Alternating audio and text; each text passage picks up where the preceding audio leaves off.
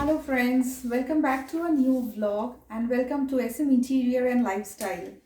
So today I am back with a new type of video, an educational related video for international students, those who are planning to come to Canada for their higher studies or future studies.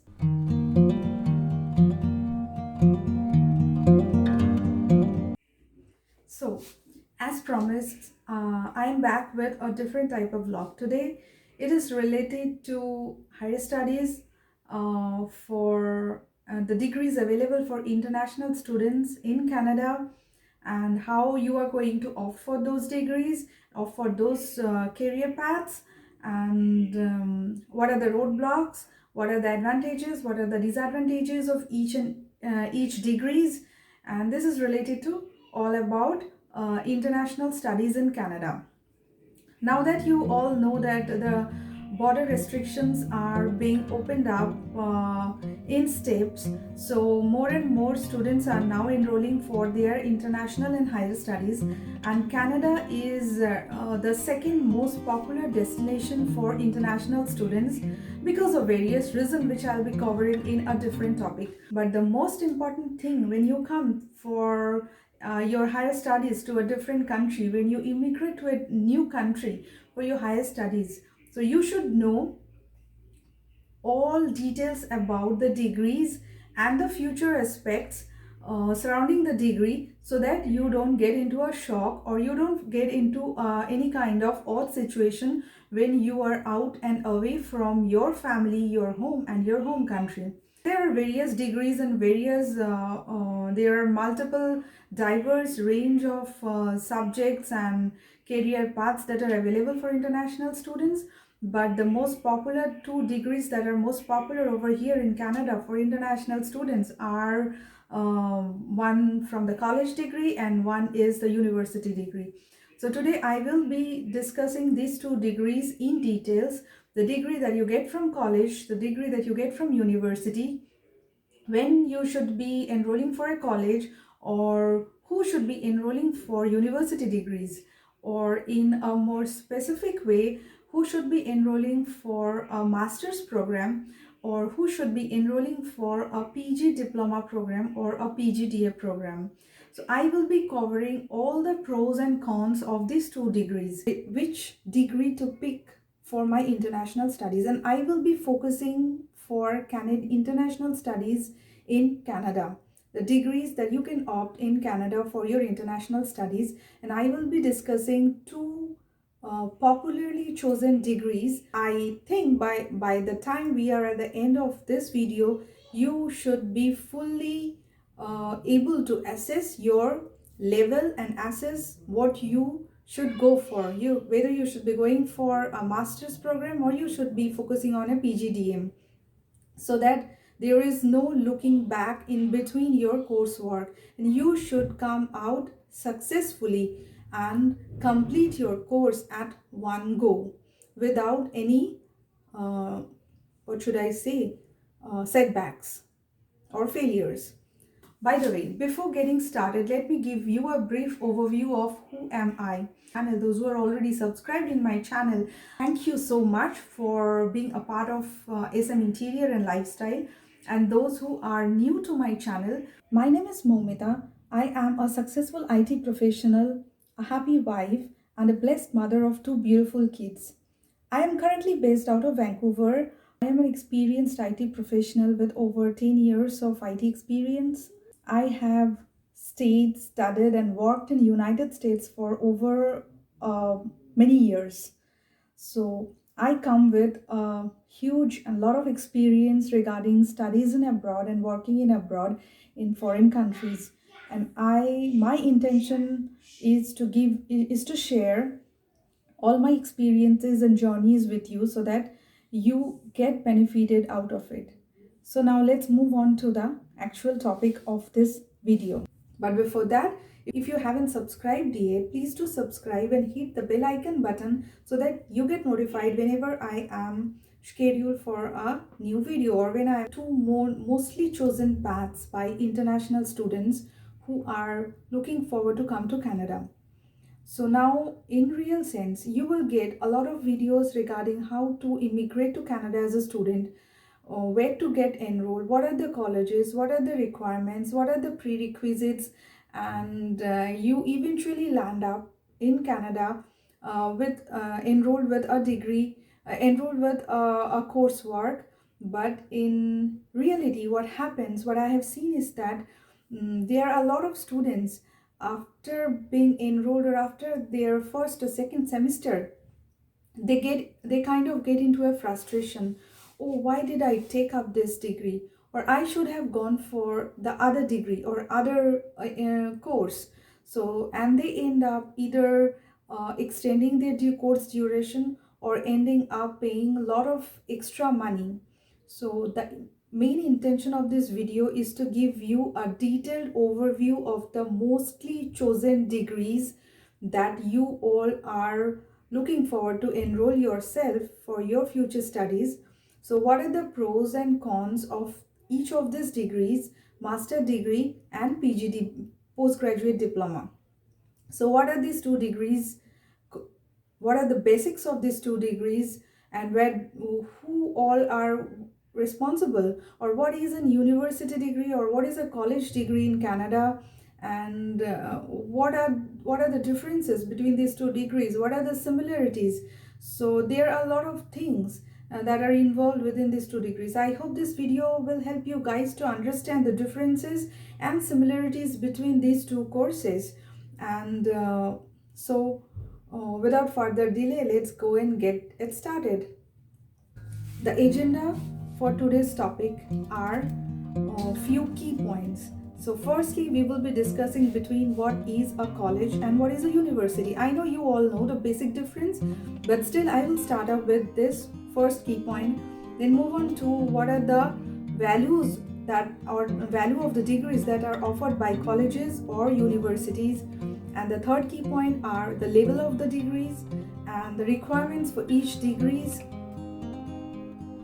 method of study, and the projects and assignments involved with these two degrees, pass marks, and the scholarships that are involved within these degrees, and the tuition fees in broader sense, and the most importantly is the PR application, which we all aim for when we go for any international institutions, and what is your condition, or where do you go after graduating, what are the paths that are open for you after graduating with masters or diplomas, what should be your next step.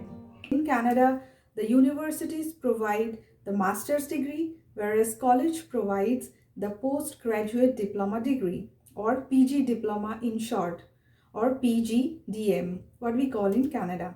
So the basic difference between college and university in Canada, you will hear students saying that, oh, are you enrolled to a college, or are you enrolled to a university, or I am enrolled with this college, or I am enrolled with this university.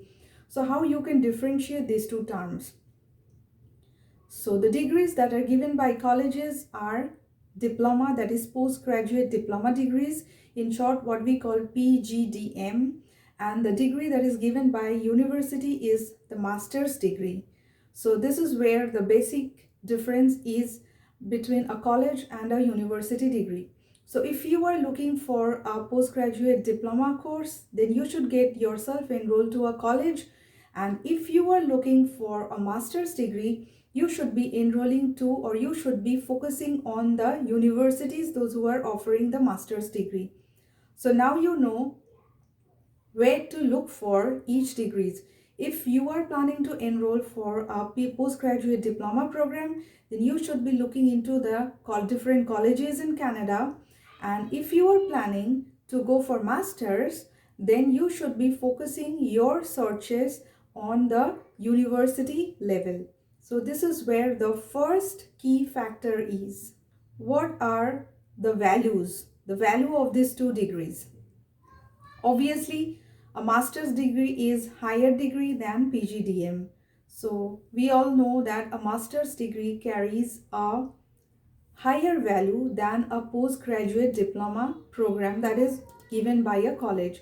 So if you want to do a higher degree, you should be going for masters, or else you can go for PGDM.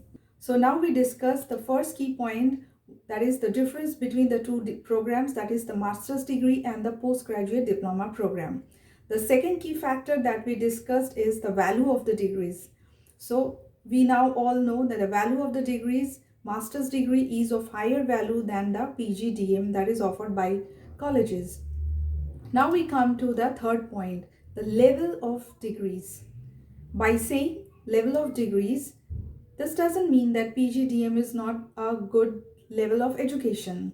It is definitely a good level of education, but when level of qualification matters, then master's tops as compared to postgraduate diploma program.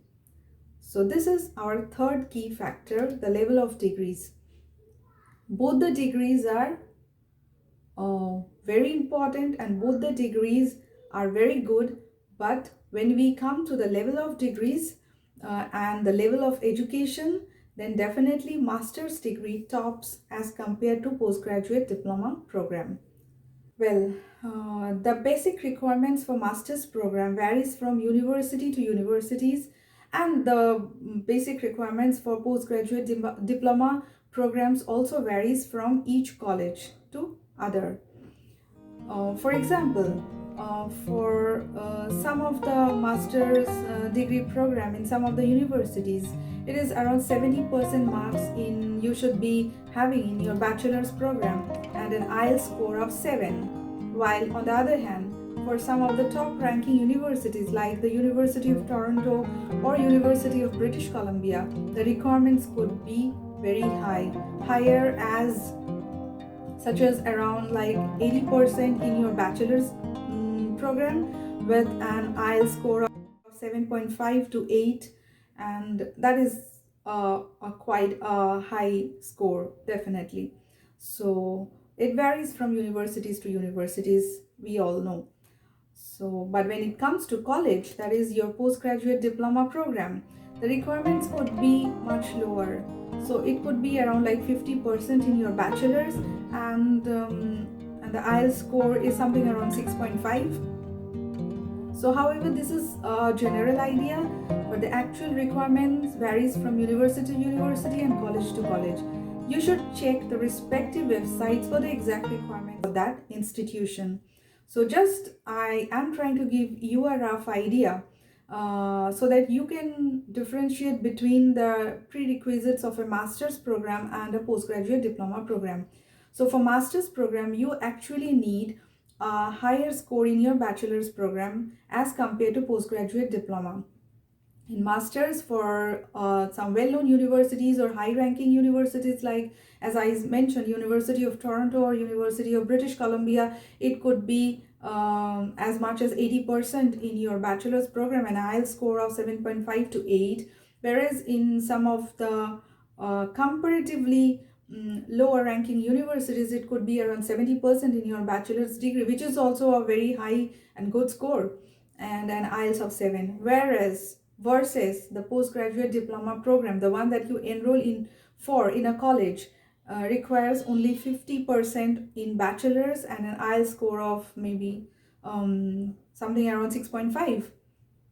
So now it's all up to you to decide which one should be a best fit for you and where you could get through successfully depending on your bachelor's degree marks, scores, and IELTS score. Now, our fifth key factor, the method of study. Well, this part has got some major differences when you choose masters over PGDBM. In masters, it could be only 2 days of class and 2 subjects. The rest of the days and time, you are just free to roam around and do whatever you like. Yes, guys, you heard me right. The rest of the times, you are free, it's your free time where you can do a part-time job as well to best utilize it. This is in a way is better than just roaming around or hanging with your friends when you can still do that you can still do in the weekends. This is very important. In case of PGDM students, this part is really struggling. They could have struggling in the sense like they could have 5 subjects and 5 days of class in a week. So they have to concentrate on their studies fully, and there are hardly any chances of part-time jobs. However, they could still earn something on their own if they wish to work on the weekends. So when it comes to the method of study, master's program, they have a little bit of relaxation versus if you take a PGDM, it is little tough for you in terms of method of study. For most of the master's degree program, um, you are choosing like 2 days, or you are having 2 days of class and two subjects, and the rest of the days you can utilize in your own way. You, if you want, you can roam about freely, hang over with your friends, or you can utilize this time with a part-time job. But in case of postgraduate diploma program students, they could have got 5 subjects with 5 days of class, so that they have to fully concentrate on their studies all throughout the weekdays, and they just can have free time in the weekends, or they can take up some part-time jobs in the weekends. Project and assignments. So what level of projects and assignments are involved in this two type of courses, masters and PGDM? Well, for both of these coursework, for both masters and PGDM, there are a lot of assignments, project presentations, reports, and exams involved. So for both masters and PGDM students, they are heavily loaded with assignments, project presentations, reports, and exams as well. Very important key factor: pass marks for both master's program and bachelor's program, or master's program and, I'm sorry, for postgraduate diploma programs, PGDM program. In case of masters, the passing mark criteria is really high. It is somewhere around not less than 70% for each subject. Yes, for each of the subjects you have to score 70% of marks at least, and not for the whole semester. It is for each subject that you have to score 70%. But for PGDM students, the passing mark is comparatively lower, that is 50% for each subject. So it is very important, friends, it is very important that you assess yourself before enrolling into a program. Achieving 70% marks for each subject could be little hard at times for some people. If you are confident enough, go ahead with the master's program, else stick to the PGDM.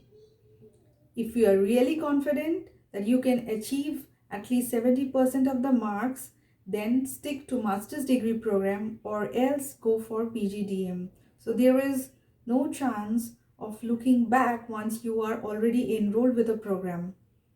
So this is a very important key factor you should assess and consider before enrolling for a program. The pass marks are quite higher in case of master's program as compared to the postgraduate diploma programs. Now we come to the eighth key factor. What happens if you cannot achieve the pass marks? So you should have an option for that too. So say if you cannot make up for the pass marks, you are not able to pass in any of the subjects. So what you should be doing, or what is the consequence of that?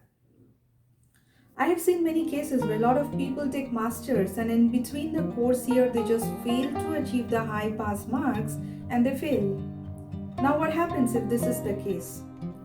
So if this is the case, they have to retake the subject and pay the tuition fees again. This will not only increase the whole duration of the course, but you will end up paying a lot of extra money.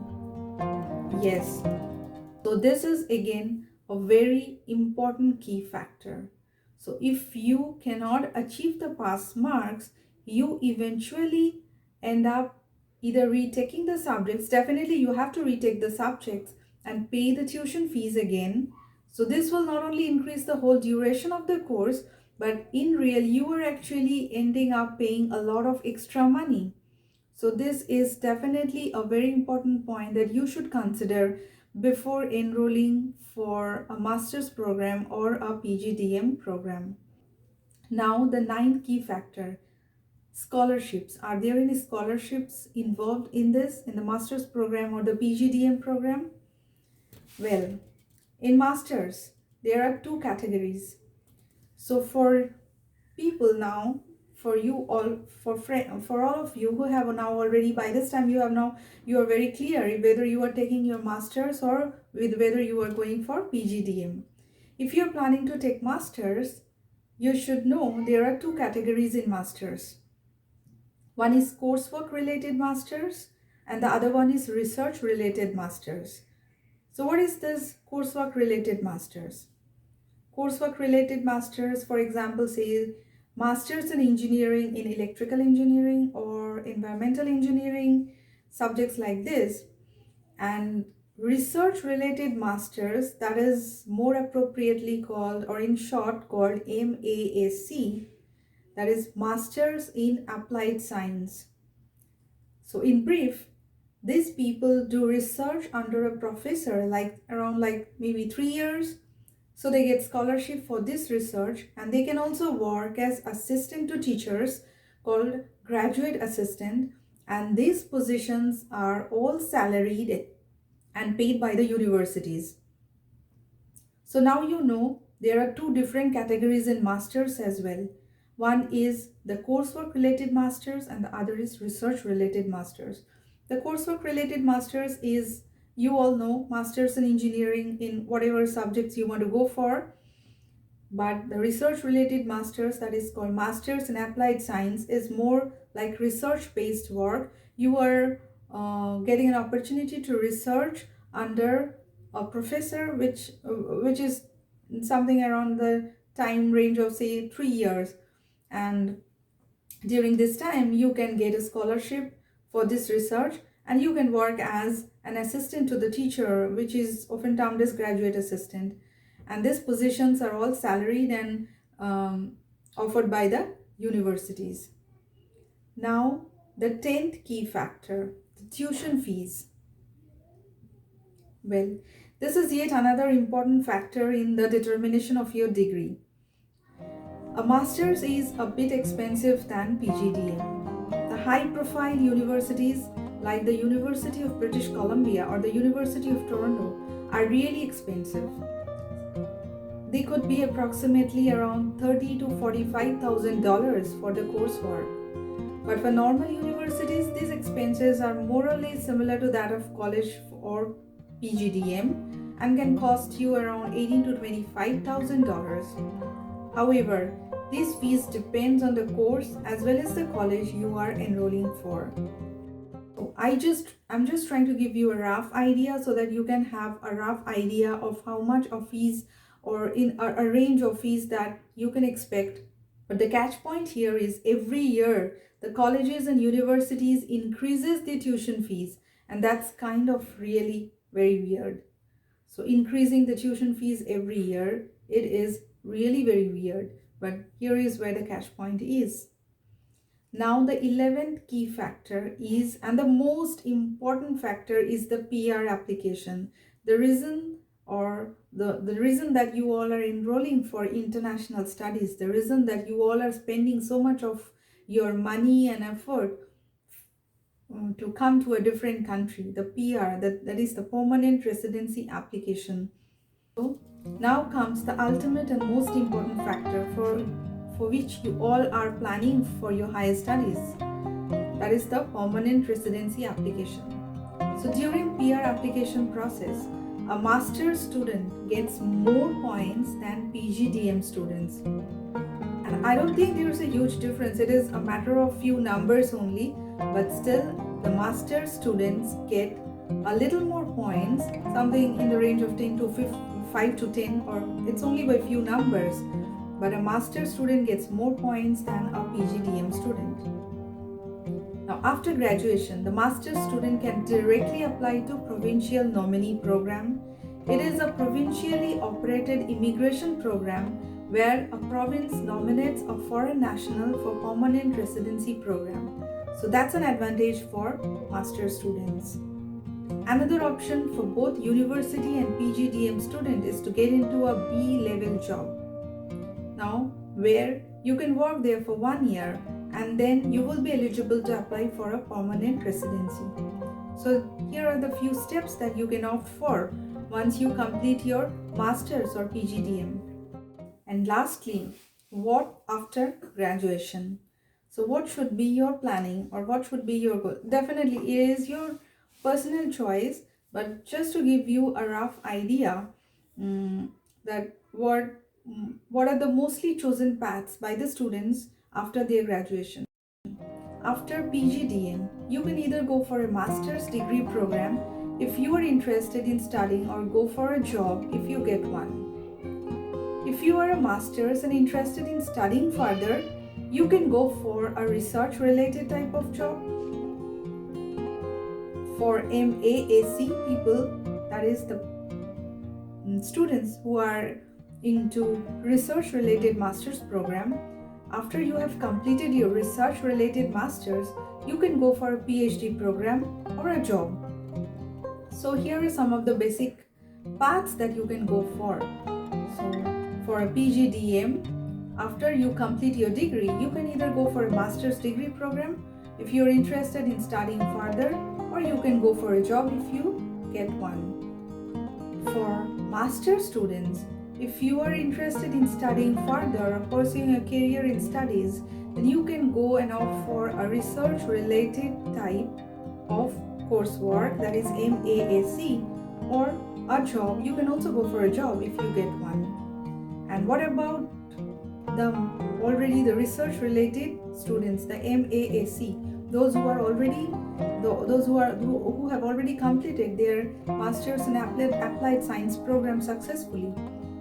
They can then go for a PhD program if they are willing to go with the if they are interested in studying further, or they can go for a job if they get one.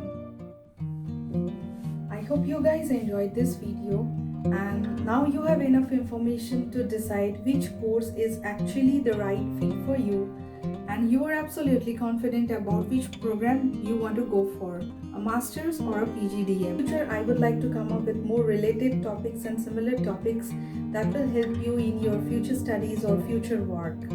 So if you really like this video, please do not forget to comment, like, share and subscribe, and most importantly hit the bell icon button so that you get notified whenever I come up with a new video.